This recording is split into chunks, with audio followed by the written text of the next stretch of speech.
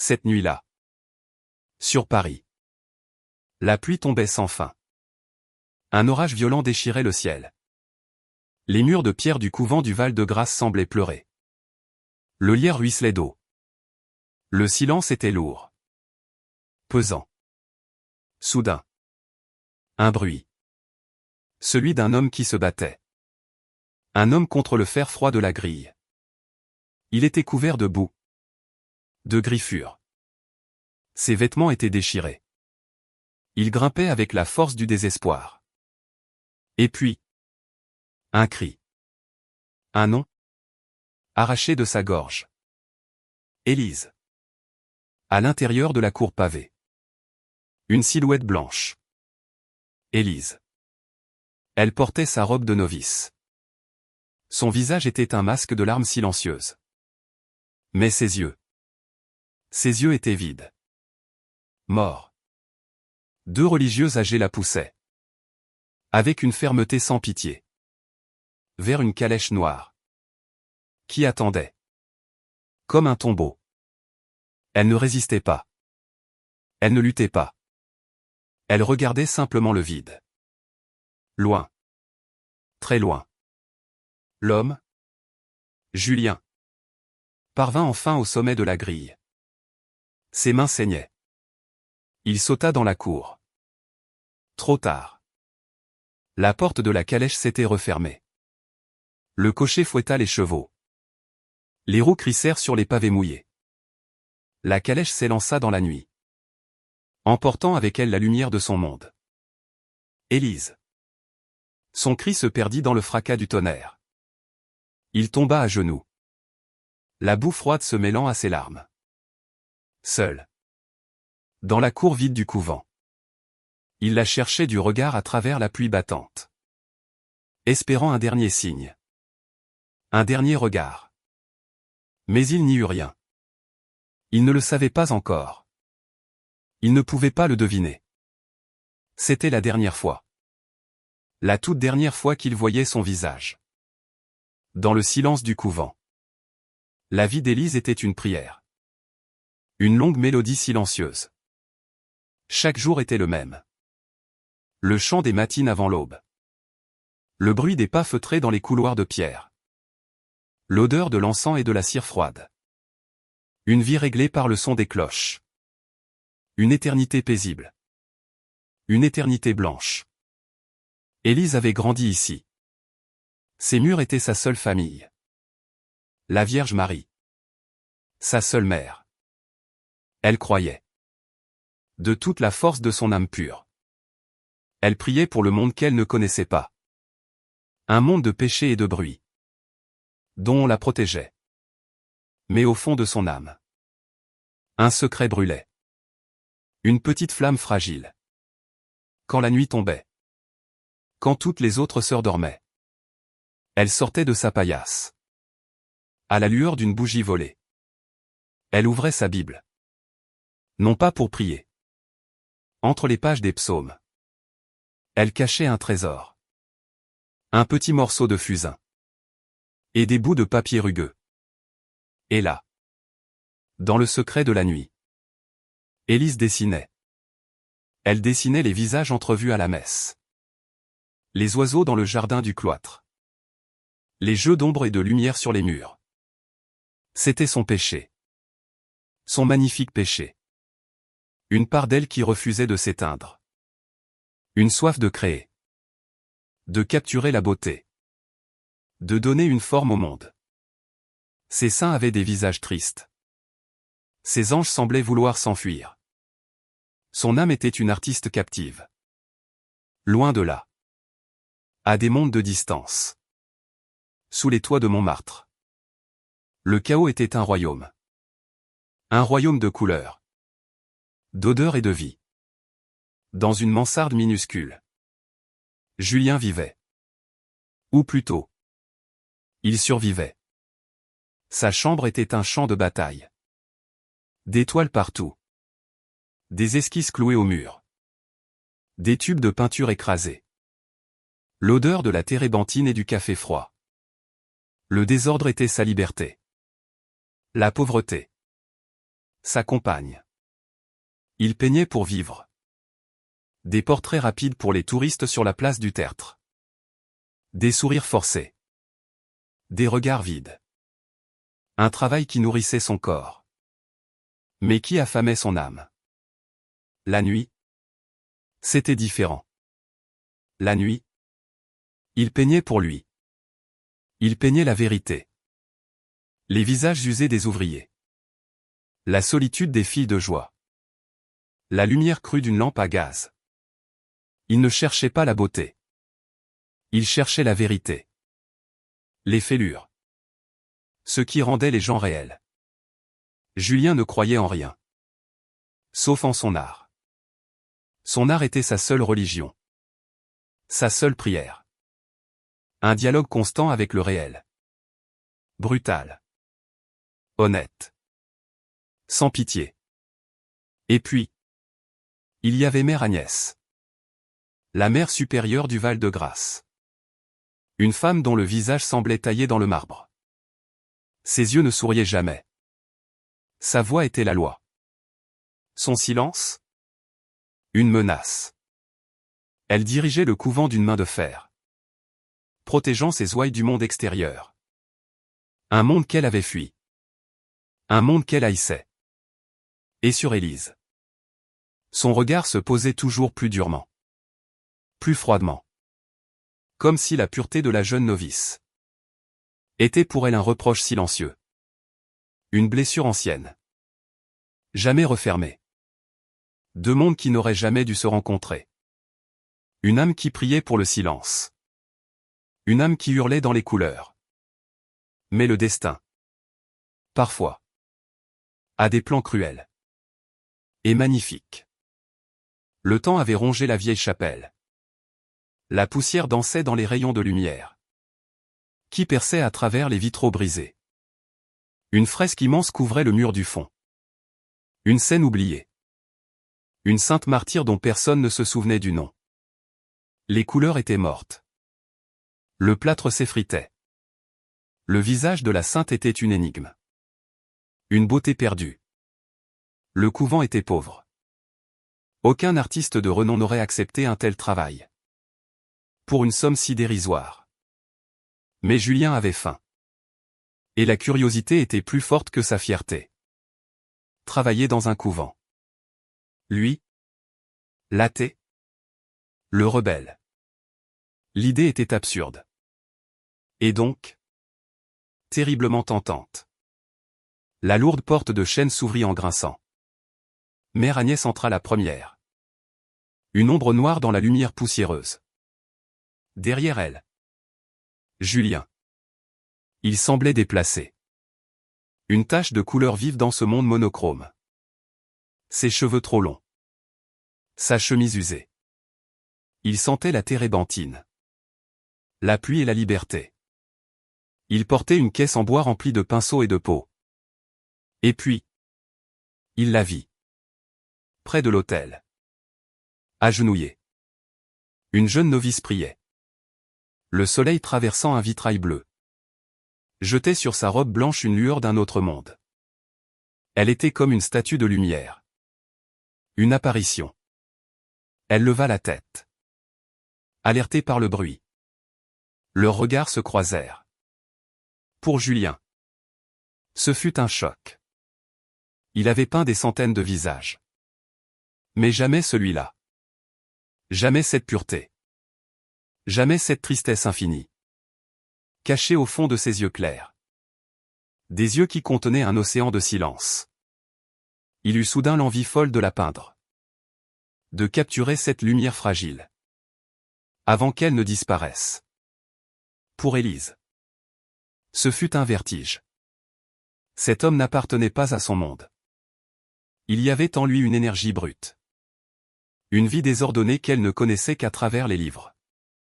De la peinture séchée sous ses ongles. Une cicatrice fine au coin de sa lèvre. Un regard intense. Qui ne la jugeait pas. Mais qui semblait la voir. Vraiment la voir. Jusqu'au fond de son âme. Elle sentit le rouge lui monter aux joues. Et baissa les yeux. Confuse. La voix de Mère Agnès brisa le silence. Froide. Tranchante. Voici l'artiste. Il va redonner vie à notre sainte. Puis, se tournant vers Élise. Sœur Élise. Vous resterez avec lui. Vous surveillerez le travail. Vous vous assurez qu'il ne manque de rien. Et qu'il respecte ce lieu saint. C'est une épreuve pour votre dévotion. Ne me décevez pas. Elle ne leur laissa pas le temps de répondre. Elle sortit. La porte se referma. Le bruit lourd de la serrure résonna dans la chapelle. Comme la porte d'une cellule. Ils étaient seuls. Le silence revint. Plus lourd qu'avant. Chargé de questions. De peur. De possibilités infinies. Un peintre et une novice. Le péché et la prière. Face à face. Sous le regard effacé d'une sainte oubliée. Les premiers jours furent silencieux. Seul le bruit du grattoir de Julien sur le vieux plâtre. Et le frottement de ses pinceaux. Le son résonnait dans la chapelle vide. Élise restait assise sur un banc de prière. Silencieuse. Vigilante. Elle observait ses mains. Des mains agiles.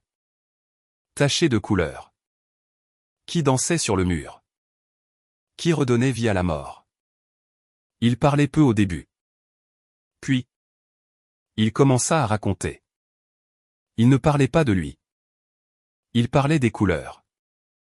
Ce n'est pas juste du jaune. Dit-il un après-midi.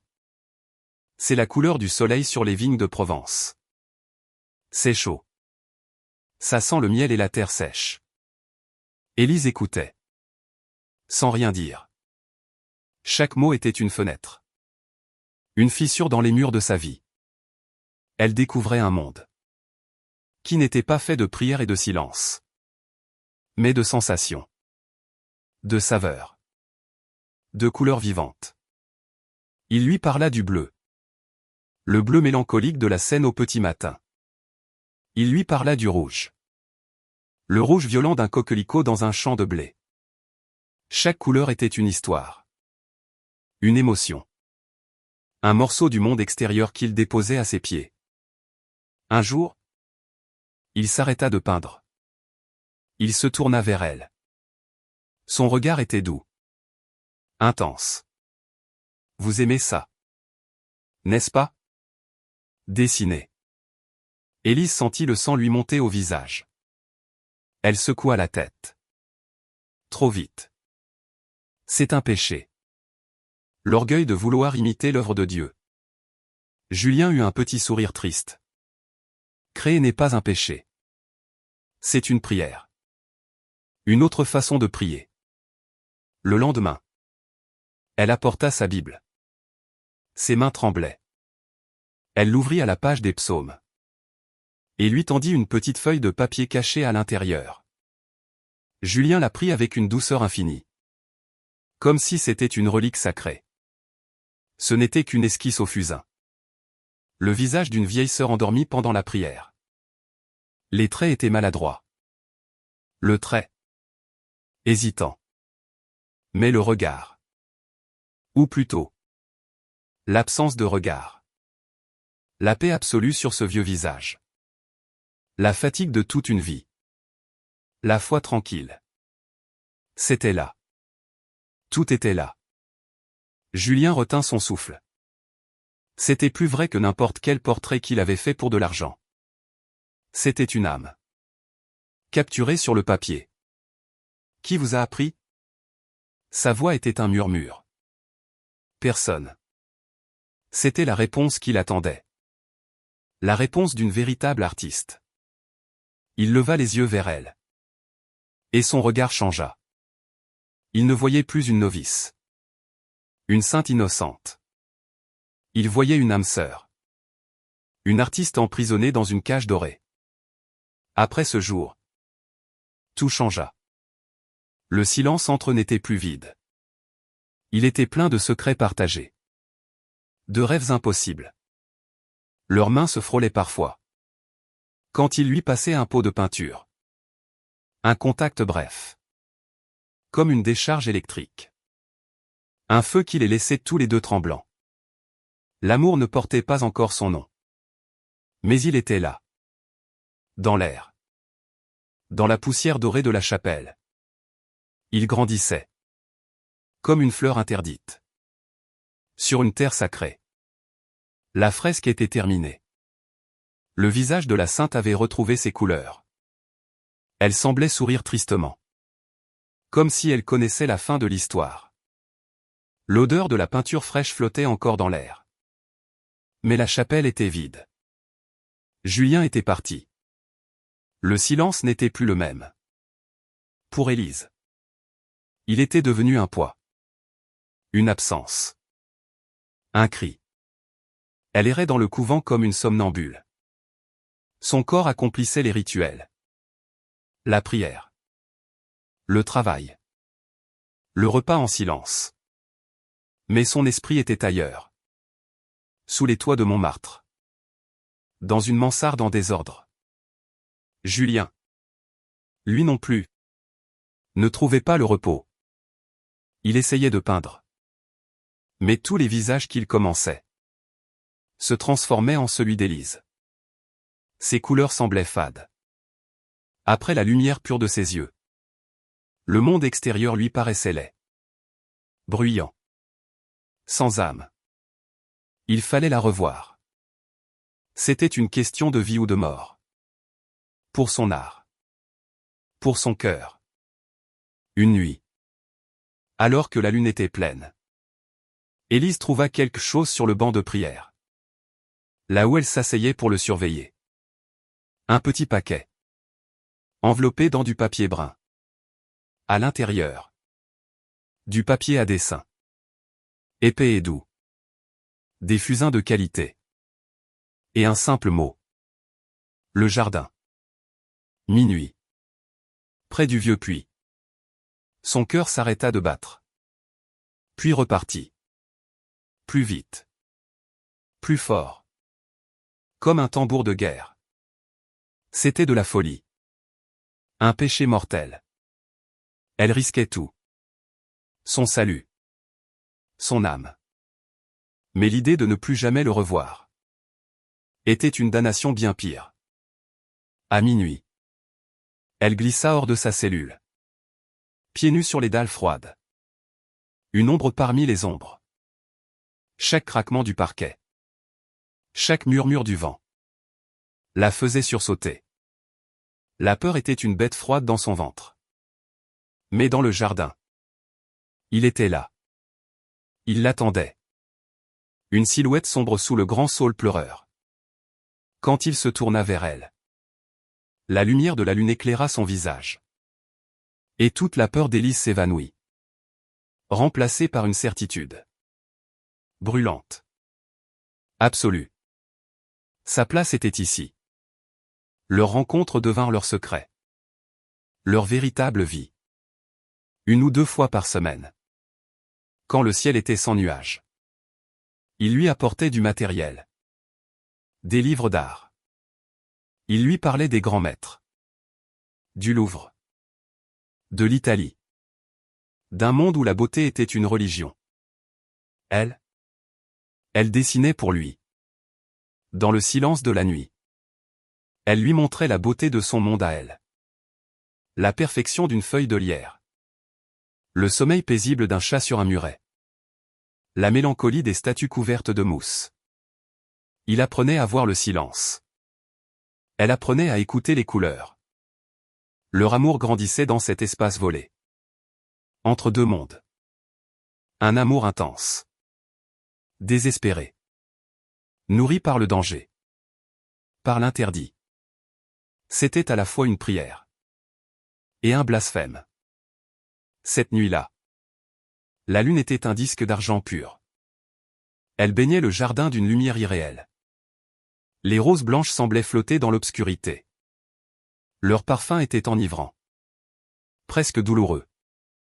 Élise montrait à Julien un nouveau dessin. Le portrait d'un vieil arbre tordu par le vent. Elle avait capturé sa solitude. Sa lutte silencieuse. Sa force obstinée.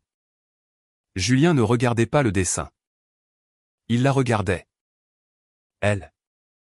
La lumière de la lune dans ses cheveux. L'ombre de ses cils sur sa joue. La passion contenue dans le pli de ses lèvres. Elle était plus belle que n'importe quelle œuvre d'art. Elle était la vie elle-même. Une vie qu'on essayait d'étouffer. Il posa sa main sur la sienne. Qui tenait encore le papier? Le contact de sa peau chaude contre la sienne. Plus fraîche. Élise frissonna. Elle ne retira pas sa main. Elle leva lentement les yeux vers lui. Le monde autour d'eux disparut. Il n'y avait plus le couvent. Plus les murs. Plus Dieu. Il n'y avait que leurs deux regards. Perdus l'un dans l'autre. Un univers entier dans un silence. Doucement. Il se pencha vers elle. Il hésita un instant. Lui laissant le temps de reculer. De refuser. Mais elle ne bougea pas. Elle ferma les yeux. Comme une prière. Ou une reddition. Ses lèvres touchèrent les siennes. Ce fut d'abord un contact léger. Hésitant. Plein de questions. Puis le barrage céda. Ce n'était plus un baiser. C'était une soif. La rencontre de deux âmes affamées. Toute la solitude de Julien. Toute la répression d'Élise. Toute leur passion interdite. Explosa dans ce seul contact. C'était doux et désespéré. Viol et tendre. Un goût de larmes et de liberté. Puis, aussi soudainement que tout avait commencé. Elle le repoussa. Avec la force d'un animal blessé. Elle le regarda. Les yeux écarquillés par l'horreur. Sa main tremblante se posa sur ses propres lèvres. Comme pour effacer la trace du péché. Non. Sa voix était un souffle brisé. Que avons-nous fait? Des larmes coulaient sur ses joues. Des larmes de honte. De peur. De plaisir coupable. Elle avait trahi son vœu. Elle avait trahi son Dieu. Elle s'était trahie elle-même. Le paradis venait de se transformer en enfer. Julien essaya de la prendre dans ses bras. Élise. Ce n'est pas un péché. Ce n'est pas un péché d'aimer. Je t'aime. Mais ces mots n'atteignaient plus. Elle était déjà ailleurs. Enfermée dans sa propre culpabilité. Elle secoua la tête. Encore et encore. Comme pour chasser une vision d'horreur. Puis elle se retourna. Et courut. Elle s'enfuit à travers le jardin. Une silhouette blanche disparaissant dans l'ombre. Laissant derrière elle le parfum des roses. Et un cœur brisé. Les jours qui suivirent furent un purgatoire.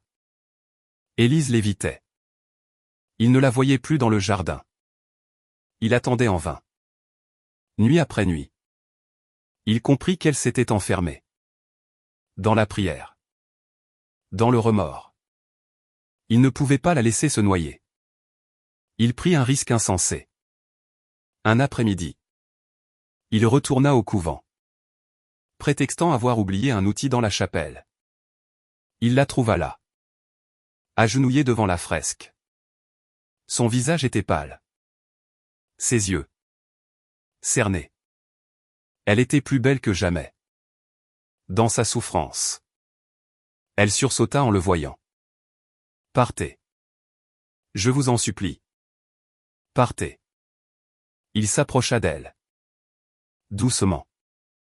Comme on approche un oiseau blessé. Je ne peux pas. Je ne peux pas partir sans toi. Écoute-moi. Élise. Ce que nous avons fait. Ce n'était pas une erreur. C'était la seule chose vraie. Dans ce monde de silence et de mensonges.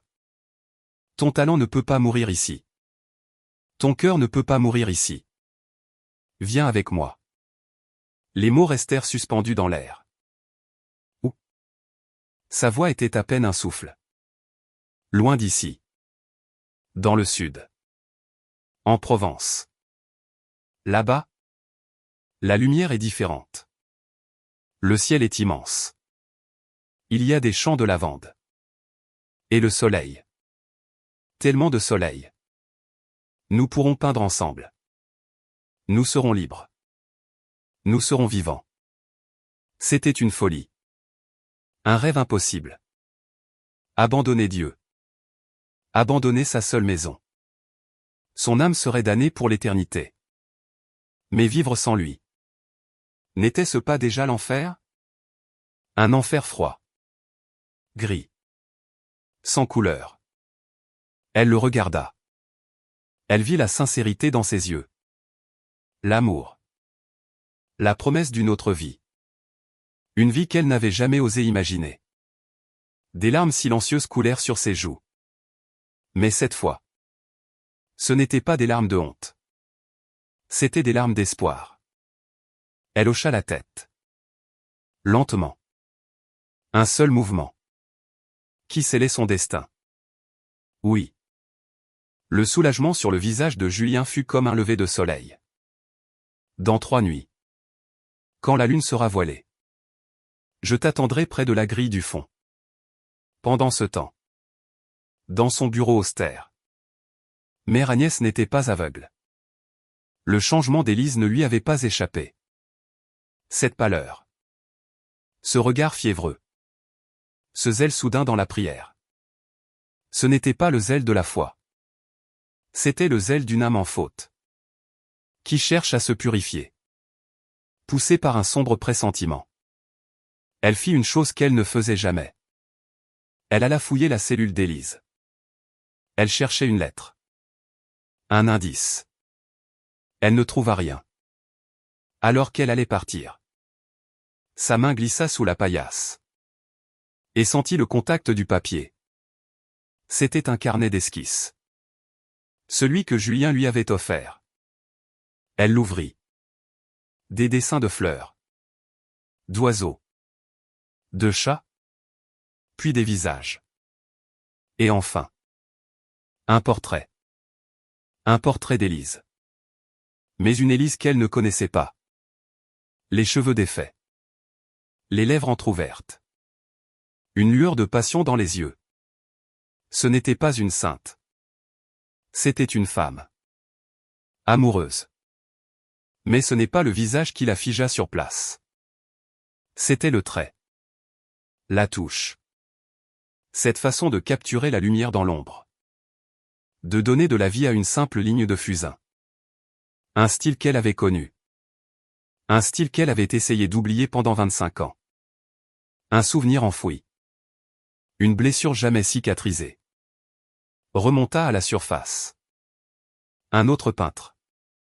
Un autre été lointain. Les mêmes promesses. Le même talent diabolique. Le père de Julien. Le carnet tomba de ses mains. Son visage de marbre se fissura. Laissant paraître une haine pure. Ancienne. Brûlante. Le même sang. La même malédiction. L'histoire se répétait. Mais cette fois, elle en écrirait la fin. La haine de Mère Agnès était une flamme froide. Calculatrice. Patiente. Elle ne voulait pas seulement punir. Elle voulait détruire. Briser leur amour. Empoisonner leurs souvenirs. Leur faire payer le péché d'une autre génération. Elle fit appel à un homme de l'ombre. Un ancien policier. Payé pour fouiller les passés. Déterrer les secrets. Elle lui donna le nom de Julien. Et une bourse remplie d'or. Les informations arrivèrent vite. Confirmant ce que son cœur savait déjà. Julien était bien le fils. Le fruit illégitime de cette liaison honteuse. Le fils de cet artiste qui lui avait murmuré des mots d'amour. Sous un ciel d'été. Qui lui avait pris sa vertu. Et qui l'avait abandonnée. Enceinte. Seule. Le rapport racontait une vie de misère. Celle de Julien. Passant d'orphelinat en orphelinat. Héritant seulement du talent de son père. Et de son nom maudit. Pour Mère Agnès. Ce n'était pas une tragédie. C'était une preuve. La preuve que le mal se transmettait par le sang. Que Julien était comme son père. Un séducteur. Un démon venu souiller la pureté de son couvent. Corrompre son agneau le plus précieux. La douleur qu'elle avait enterrée il y a 25 ans. Sous des couches de prière et de discipline. Remonta à la surface. Plus vive que jamais. Le souvenir de l'humiliation. De la porte du couvent qui se refermait sur elle. La seule issue pour une fille mère déshonorée. Le souvenir de ce bébé qu'on lui avait arraché à la naissance. Et qu'on avait confié à l'assistance publique. Un bébé qui aurait pu être Élise. Non. Elle chassa cette pensée impie de son esprit. Sa vengeance serait double. Elle punirait le fils pour le crime du père. Et elle sauverait Élise. La sauver de l'amour.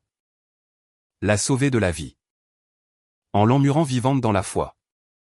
Comme elle-même l'avait été. Elle prépara son plan avec une précision diabolique. Chaque mot. Chaque geste. Chaque larme feinte. Était calculé. Elle attendit la veille de la nuit fatidique. La nuit où il projetait de s'enfuir. Quand leur espoir serait à son comble. Car c'est là que la chute est la plus douloureuse. Quand on tombe du sommet d'un rêve. Elle fit appeler Élise dans son bureau. La pièce était sombre. Froide. Seule une bougie éclairait le crucifix d'ivoire sur le mur. Mère Agnès était assise derrière son bureau en bois sombre. Son visage était un masque de tristesse et de pitié. Un piège parfait. Asseyez-vous. Mon enfant. Sa voix était douce. Maternelle. Ce qui la rendait encore plus terrifiante. J'ai une chose terrible à vous dire.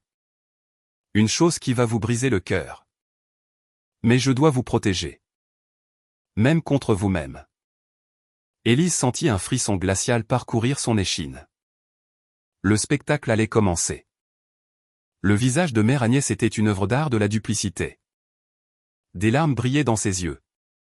Sa voix tremblait d'une émotion feinte. Mon enfant. Je connais ton secret. Je connais ta faute. Mais je ne suis pas là pour te juger. Je suis là pour te sauver. Elle se leva. S'approcha d'Élise. Et lui prit les mains. Ses mains étaient froides comme la glace. Cet homme. Ce Julien. Il n'est pas celui que tu crois. Élise voulut protester.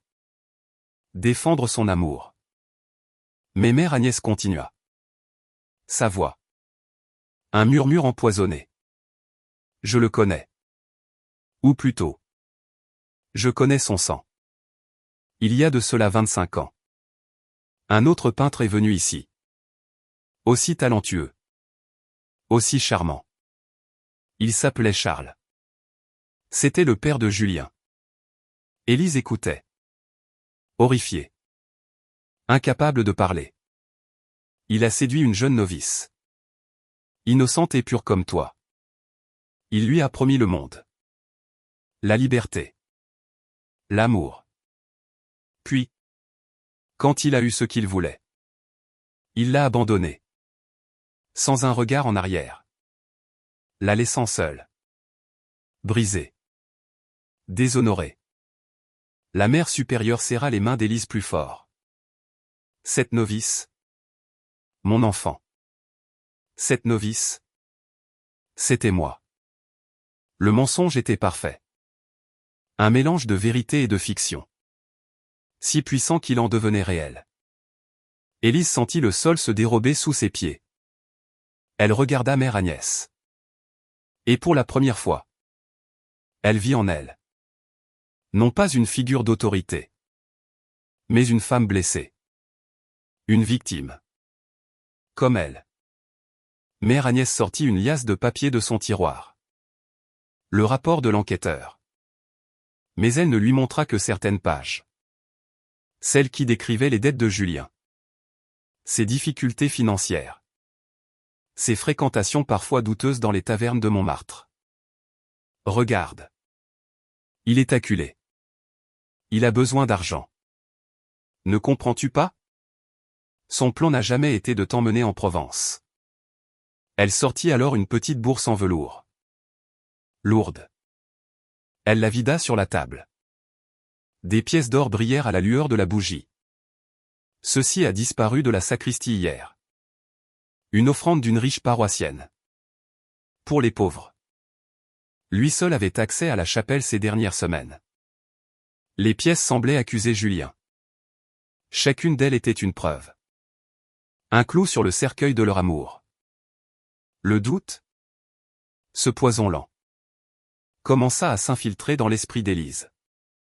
Les paroles de Julien sur Provence. N'étaient-elles qu'un beau mensonge? Son amour. N'était-il qu'un moyen pour arriver à ses fins? Pour la voler? Pour la déshonorer? Comme son père l'avait fait avant lui? Elle pensait à son baiser. À sa passion. Était-ce de l'amour? Ou du désir? Ou simplement du calcul? Elle était si jeune. Si inexpérimentée. Comment aurait-elle pu faire la différence? Elle éclata en sanglots. Des sanglots de confusion. De douleur. De trahison.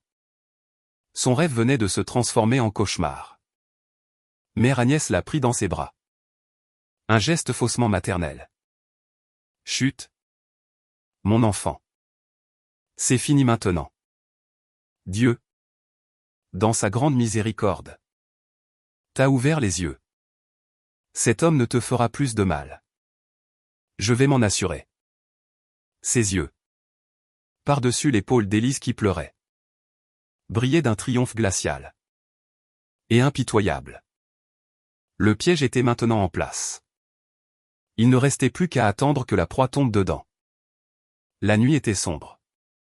Sans lune. Un vent froid faisait gémir les arbres. Un temps parfait pour une fuite. Ou pour un piège. Julien attendait près de la grille du fond.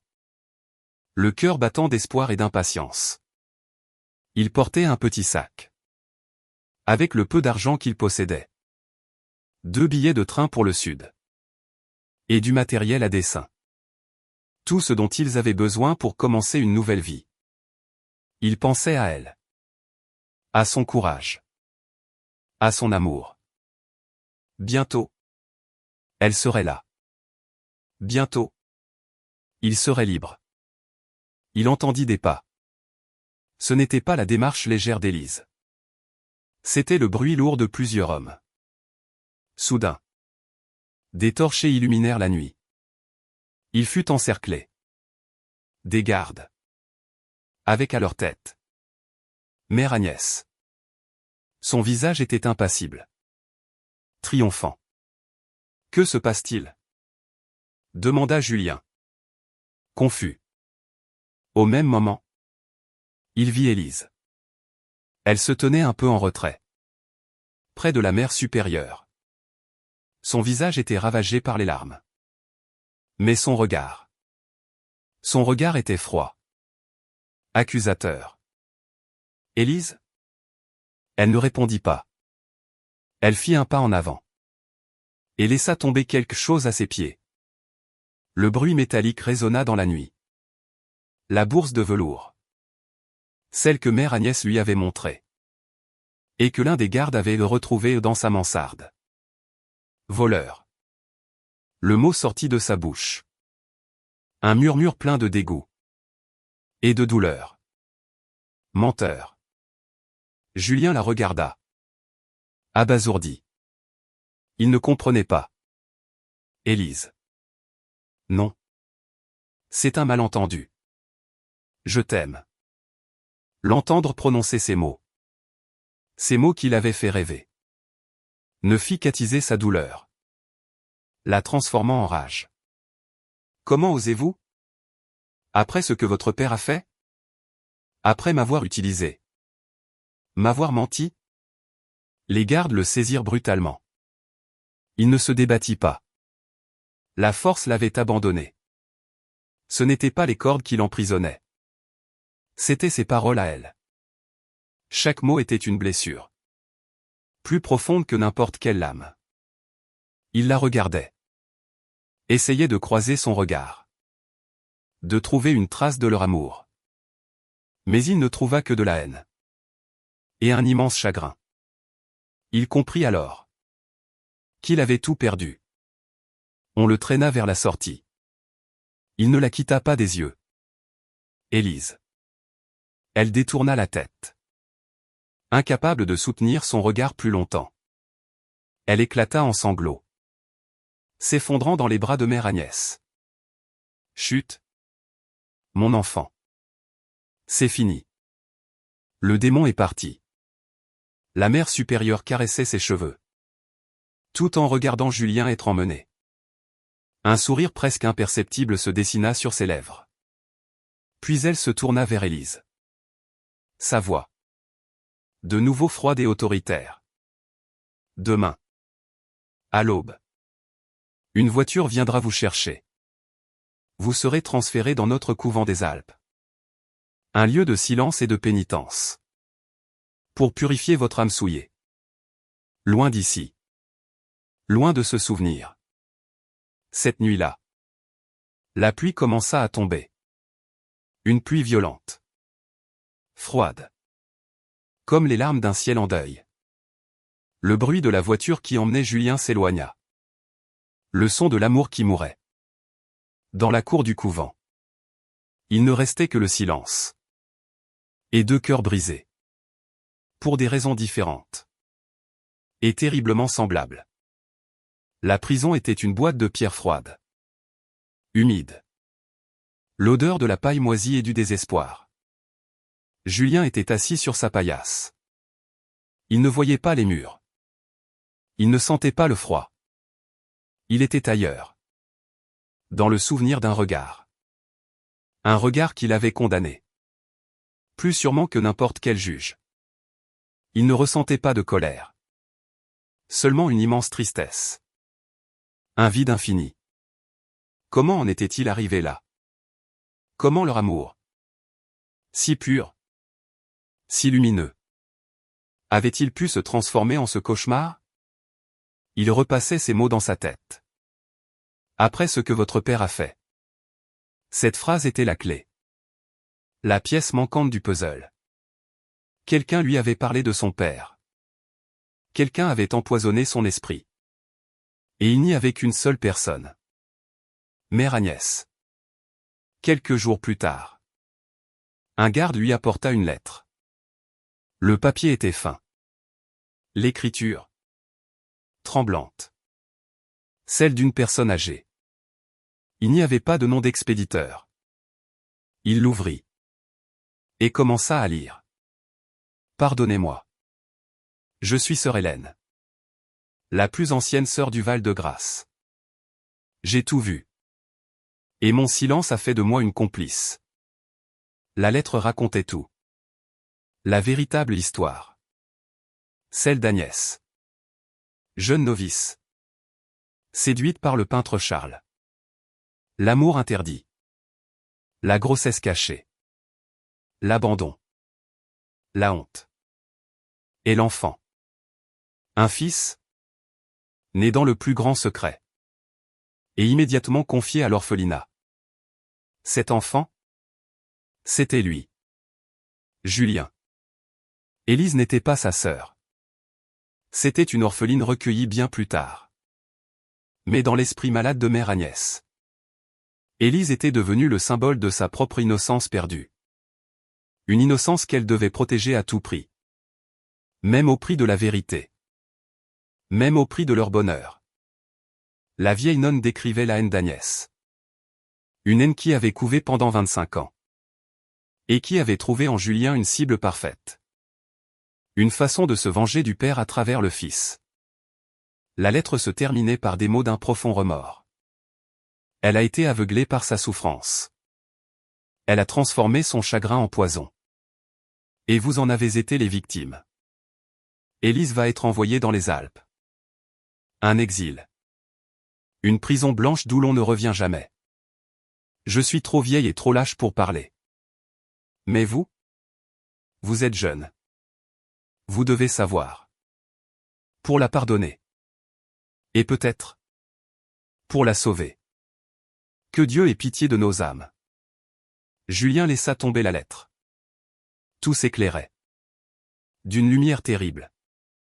Il n'y avait pas de monstre dans cette histoire. Seulement de la souffrance. La souffrance d'Agnès. La souffrance d'Élise. Sa propre souffrance. Sa haine pour Élise s'évanouit. Remplacée par un amour encore plus grand. Plus profond. Un amour teinté de pitié. Elle n'était pas une traîtresse. Elle était une victime. Manipulée. Brisée. Par un chagrin qui n'était même pas le sien. Il devait la sauver. Il le savait. Mais comment? Depuis le fond de sa cellule. Avec ses mains vides. Il ne lui restait qu'une seule arme. Son art.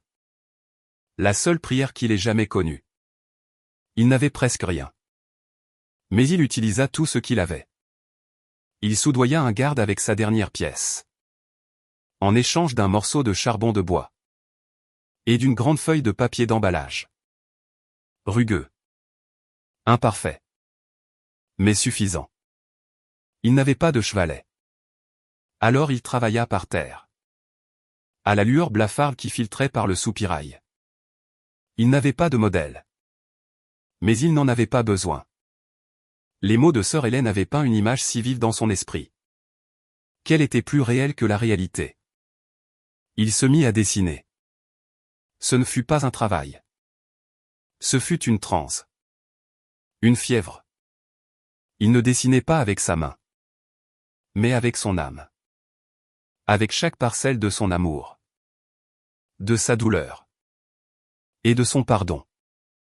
Il dessina le portrait d'Agnès. Non pas la mère supérieure. Froide et amère.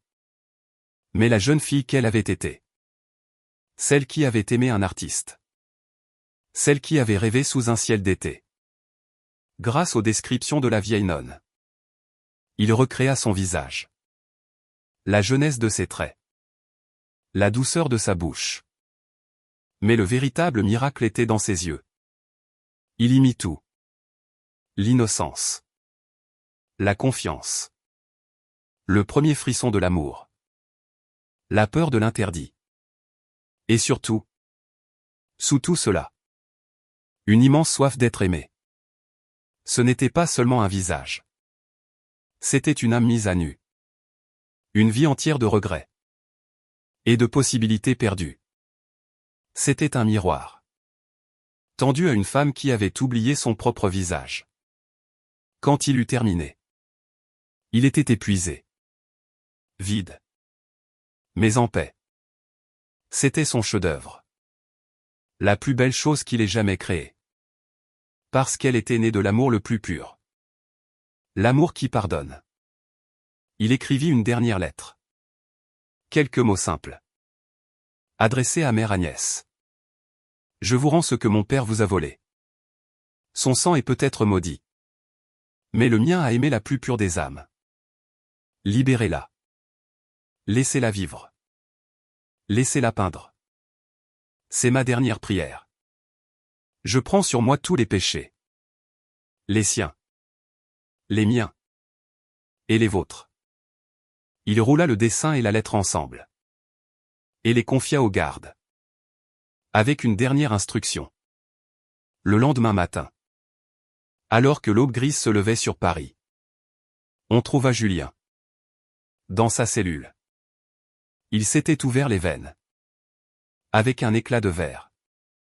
Trouvé dans le cadre rouillé du soupirail. Il était mort. Un léger sourire sur les lèvres. Comme un homme qui s'endort. Après avoir accompli sa dernière tâche sur Terre. Son suicide était son dernier acte de création. Il ne s'était pas seulement donné la mort. Il avait sculpté son destin. Il s'était offert en sacrifice. Pour racheter la faute de son père. Et pour libérer la femme qu'il aimait. Un acte d'amour absolu. Un dernier coup de pinceau. Terrible. Et magnifique. Le paquet arriva au couvent à l'aube. En même temps que la nouvelle de la mort de Julien. Et que la calèche noire qui attendait pour Élise. Un garde le remit en main propre à mère Agnès. Dans son bureau froid. Elle le prit. Avec un sentiment de triomphe amer. Pensant que c'était une dernière supplique. Un dernier cri de rage du condamné. Elle défit la ficelle. Elle déroula le papier. Lentement.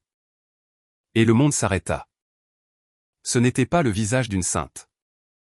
Ce n'était pas le visage d'une pécheresse. C'était son visage. Le sien. Tel qu'il était il y a 25 ans. Le visage d'une fille qui ne savait rien de la haine. Qui ne connaissait que l'espoir. Le fusain avait capturé la lumière dans ses yeux. Une lumière qu'elle avait passé sa vie à éteindre. Elle vit son innocence. Sa fragilité. Son désir. Tout ce qu'elle avait assassiné en elle.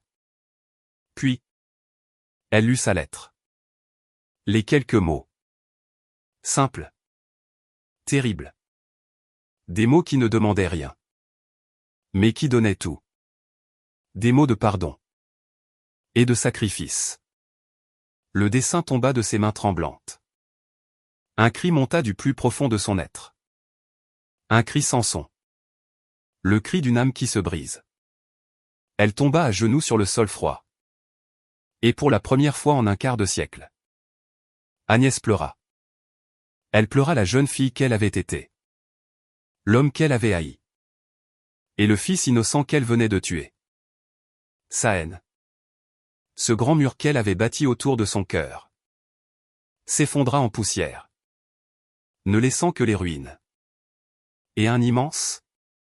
Un insupportable regret. Annuler le transfert. Sa voix était méconnaissable. Cassée. Libérez-la. Élise fut libérée.